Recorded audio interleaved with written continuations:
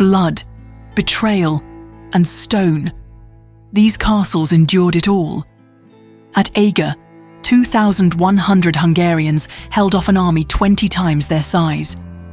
At Krak Desalier, crusaders built walls so thick they laughed off catapults. Some fortresses fell to trickery, not force. Wait until you hear how. We're counting down the top 10 strongest castles in battle, fortresses that reshaped military history across continents and centuries. From Japan's untouchable Himi to Syria's unbreakable Krak, these giants were built to survive. If you're into brutal sieges, brilliant defenses, and castles that refuse to fall, hit subscribe. This is history at full draw. Number 10. Biris Castle, Wales. Built to anchor Edward I's Iron Ring of conquest in Wales, this unfinished fortress was envisioned as the most advanced of them all. Construction began in 1295 under master architect James of St. George, and although it was never completed, it remains a textbook example of concentric defense. Layered walls surrounded by a sea-fed moat designed to frustrate siege engines and attackers alike. The outer curtain slowed assaults, while the higher inner wall allowed defenders to trap enemies in deadly crossfire. Breaching the outer ring led straight into twin D-shaped gatehouses, armed with arrow slits, murder holes, and multiple portcullises. Each approach a gauntlet of death. Overlapping fields of fire maximized chaos and casualties, and yet no army ever dared test it. So formidable was Biris that its reputation alone deterred siege. It didn't need to fight to prove its strength. Sometimes, the best defense is the one so terrifying, no one dares attack. Number 9. Eger Castle, Hungary. In 1552, just 2,100 defenders held firm against an Ottoman force nearly 20 times their size. Known as the Hungarian holdout, this fortress became a national symbol of resistance during one of the most lopsided sieges in history. Led by Captain István Dova, the garrison included Hungarians, Croats, Germans, and townspeople, united by the urgent need to defend the gateway to Upper Hungary. For 39 brutal days, Ottoman cannons, siege towers, and sappers pounded the walls, but the defenders used every inch of the castle to their advantage. They funneled attackers into narrow kill zones, launched night raids to destroy siege engines, and disrupted tunneling efforts. Hunger and dysentery eventually took a heavier toll on the besiegers than the defenders. When the Ottomans finally withdrew, they left behind a legend. Eger didn't just survive. It shattered the illusion of Ottoman invincibility, proving that clever defense, strong leadership, and unbreakable resolve could overcome impossible odds. Number 8. Carfelli Castle, Wales. One of the most strategically engineered fortresses of its time, this 13th century stronghold was built by Gilbert de Clare to cement English control in Wales. Its design set a new benchmark for medieval defense. Concentric walls, vast artificial lakes, and layered kill zones made it nearly impossible to attack. The 30-acre moat system turned the site into an island fortress, stalling siege engines and making tunneling beneath the walls nearly unthinkable. Massive gatehouses controlled access, each packed with murder holes, arrow slits, and layered portcullises. Every path a carefully designed trap. If attackers breached the outer wall, they faced higher inner defenses, where defenders rained down missiles with full visibility. The entire layout was built to anticipate and counter every phase of a siege. Even the castle's leaning tower, tilted by centuries of stress, suggests the immense pressure it once withstood. Yet no recorded siege ever succeeded. With its blend of water defences and brutal geometry, Carfelli became a blueprint for fortresses to come, and a nightmare for any army foolish enough to try. Number 7. Himeji Castle, Japan. Towering above western Japan, this pristine white fortress became a symbol of Tokugawa power and perfect military design. Finalized during the early Edo period under Ikeda Terumasa, it expanded on earlier Muromachi foundations and helped solidify control over the critical corridor between Osaka and Kyoto. Its presence alone deterred any daimyo from daring an assault. More than thick walls, Himeji's defences relied on psychological warfare and complexity. The path to the main keep was a disorienting maze of 84 gates, dead ends, and false turns, designed to confuse attackers and trap them under fire. Over 1,000 loopholes lined the walls, along with stone drop traps for invaders caught below. 3 concentric moats ringed the castle, each with its own fortified gate. The curved stone walls, shaped like a folding fan, Oji no Kobai, were nearly unclimbable and earthquake-resistant. Fireproof white plaster protected the wooden interiors. Perched atop a hill, the 6-story keep offered full visibility and unmatched dominance. Himeji never had to prove itself in battle. Its perfection alone kept enemies at bay. Number 6. Dova Castle, England. Rising from the White Cliffs, this fortress became known as the Key to England, controlling the narrowest crossing to continental Europe and guarding the kingdom's southeastern gateway. Its strategic position made it the first and last line of defence against invasion.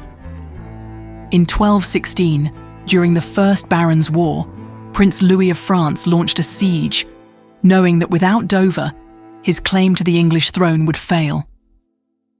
But the castle's concentric walls and towering keep funneled attackers into exposed kill zones. When the outer barbican was breached, Constable Hubert de Burgh ordered boiling oil and heated sand poured through the gaps. For over 3 months, the garrison held firm. Underground tunnels allowed countermining, and archers used the high ground to full effect. Louis's failure to take Dover meant French reinforcements and supplies couldn't cross safely, crippling his campaign. Over centuries, the fortress was continually modernized with gun platforms and live fire tunnels, yet its medieval core endured. Dover wasn't just a castle, it was England's shield. Number 5. Mont Saint-Michel, France. Rising from the tidal flats of Normandy, this island fortress turned its geography into a weapon. At high tide, the sea transformed it into a natural citadel, completely isolated and unreachable. When the waters receded, treacherous mudflats and quicksand trapped and drowned approaching armies. The tide's return, described as moving faster than a galloping horse, made every assault a deadly gamble. During the 100 Years' War, English forces launched multiple sieges, recognizing its strategic importance. But they failed, not only because of its walls and towers, but because the terrain itself worked against them. Defenders fired from elevated positions, while narrow paths funneled attackers into kill zones. Meanwhile, supply ships could reach the mount by sea, rendering blockades ineffective. The fortress remained unconquered throughout medieval conflict, a symbol of French resilience. More than a marvel of stonework, Mont Saint-Michel was a lesson in how nature and architecture could be fused into impenetrable defense. Its layered ingenuity inspired future fortresses and left generations of attackers stranded in the surf. Number 4. Chateau, Gaya, France. Urgency and ambition built this cliffside stronghold. In just 2 years, Richard the Lionheart oversaw its construction to secure the Seine and defend Normandy from King Philip II of France. The fortress featured fluted walls to deflect siege fire and a concentric layout that forced attackers through a brutal gauntlet of 3 baileys, each deadlier than the last. Richard boasted he could hold it even if the walls were made of butter. Philip vowed to take it, even if they were made of iron. In 1204, those boasts were tested.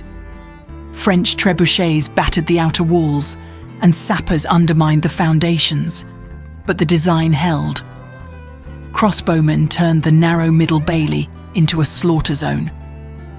After months of failure, the French finally slipped in through an unguarded latrine chute, accessing a chapel and forcing a surrender. Far from a flaw, that breach proved how effective the defences were. Only luck could beat them. Chateau Gaya's design influenced castles for centuries, proving that bold engineering could make even a 2-year build nearly impregnable. Number 3. Malborg Castle, Poland. On the banks of the Nogat River, this colossal red brick fortress became the Teutonic Knights' power base and the largest brick castle in the world. Built from millions of bricks, it dominated trade routes across medieval Prussia. Its 3-part structure, lower, middle and high castle, formed a layered defence system, with each tier protected by moats, walls and fortified gates.